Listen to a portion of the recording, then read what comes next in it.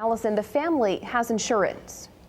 A contractor was here when we arrived for the insurance company, Megan. They were boarding up the garage. And if you take a look, you can see the significant damage to the garage along the roof where fire crews had to ventilate. They believe the fire started there in the garage and then spread through the house through an open door.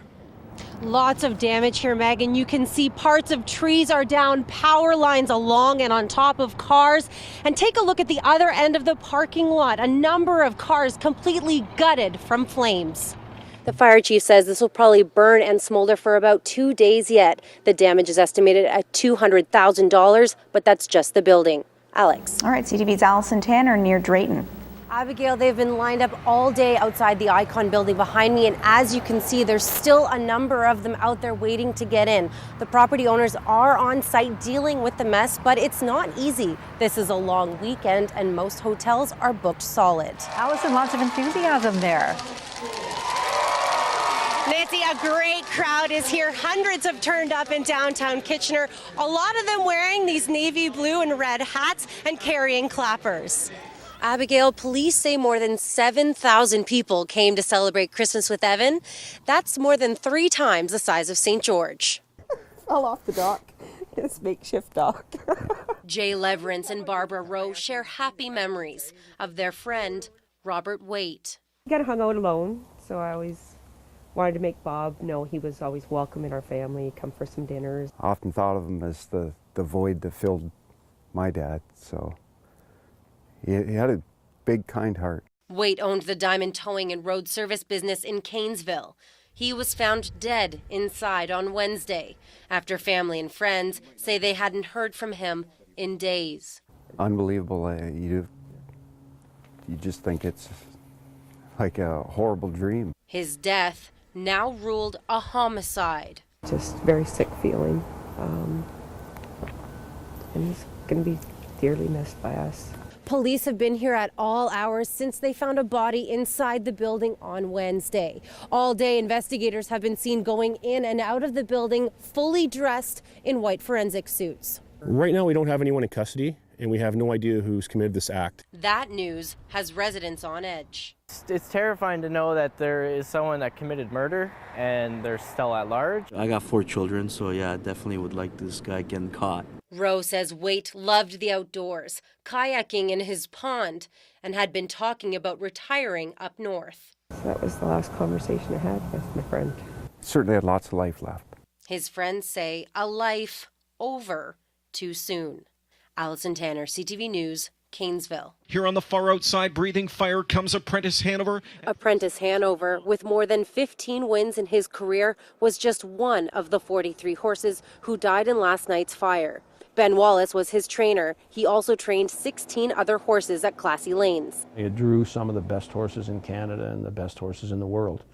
And I'd suggest that there's quite a group of those horses could have raced anywhere that are gone now. Wallace watched the barn burn last night, realizing quickly there was nothing he could do. The smoke was so dense that there was no shot of anybody going in. And horses by nature don't want to leave their barn anyway. It's their home. The fire took not only the horses' lives, but the livelihood of their owners and trainers. There's caretakers that looked after those horses that are going to be out of jobs, and there's owners that lost those horses. There's significant investment. Those who run the racetracks here say this is another blow to the industry. In 2013, the slots and race program was cut, meaning the industry lost $345 million. Ever since, they say there are fewer horses racing on fewer days for less money. At a track like Flamborough Downs, we're racing for about $64,000 a day, which is down from what it historically raced for. Bruce Barber says losing this many horses will hurt the industry, but not as much as their owners. It's just devastating. I've been in the horse business for 30 years. I've owned lots of race horses, lots of brood mares.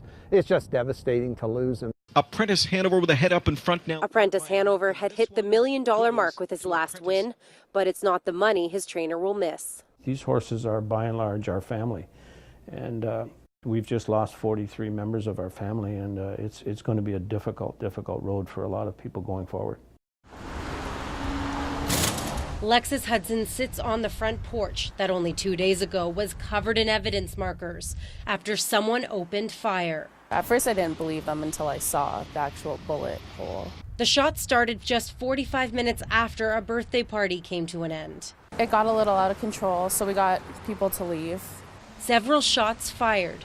At least one stray bullet went through the neighbor's front window. It happened around 3 a.m. Saturday, and soon enough, there were police at her door. They said, no, like someone shot at your neighbor's house, and that it was intended for your house, but they missed, obviously.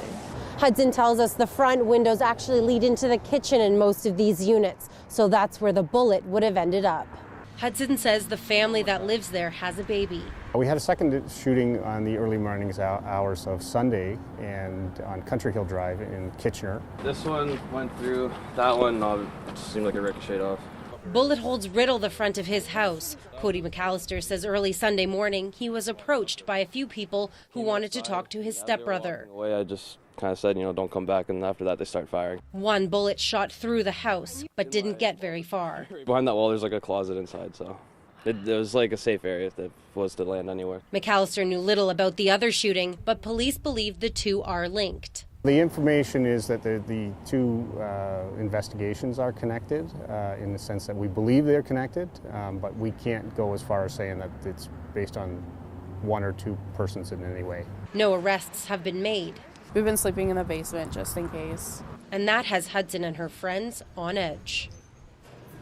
This is Boo Boo, a tabby cat who was taken to the Guelph Humane Society on March 17th. Boo Boo came in like a regular stray. She came in from Morriston, Ontario. But her story is anything but regular. We were shocked when it led to a California owner. Ashley Ailman, her owner, lives in Watsonville, California. It was something that I never would have really expected. Hearing that I'm going to get my cat back after 4 years, it's a huge, huge excitement. Boo Boo was 2 years old when she went missing, leaving behind her family and best friend, a pit bull named Oreo.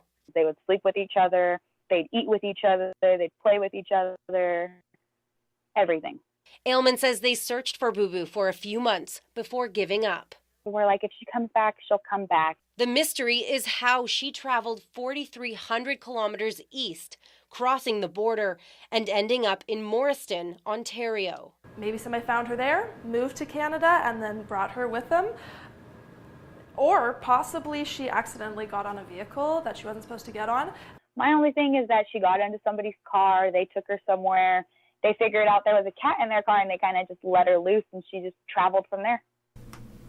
Boo Boo was identified by the microchip in her neck and a head tilt she's had since she was born. Even if your cat is strictly an indoor cat, that rare chance that it gets out, having a microchip ensures that it's going to get home if somebody finds it. The serial number links to an address, name, and contact details. Perfectly healthy, Boo Boo will be returned to her owners in Buffalo on Friday before returning to the Golden State with a tale to tell. Allison Tanner, CTV News, Guelph.